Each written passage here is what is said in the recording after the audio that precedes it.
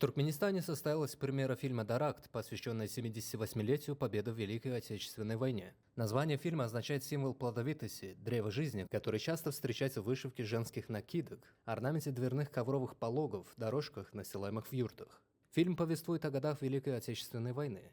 Через историю главной героини Ниязик рассказывается о верности туркменских невест семейному очагу в военные годы, а также о мужестве сынов Родины, кто храбро сражался на полях битвы жестокой войны. После фильма режиссер-постановщик Сахасаулых Байрамов вместе с актерами устроили пресс-релиз.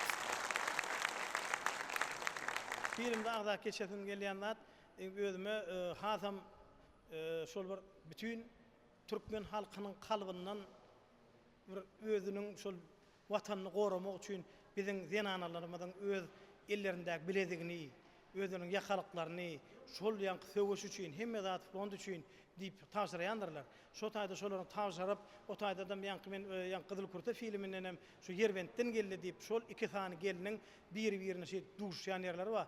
Şol film hazır şo ýeri tolgundurýar. Türkmen halkynyň milli medeniýetini ösdürmekde biziň şu arkadaky serdarymyza Türkmen halkynyň milli lideri Gahraman arkadaşymyz sağ bolsun aýdýas.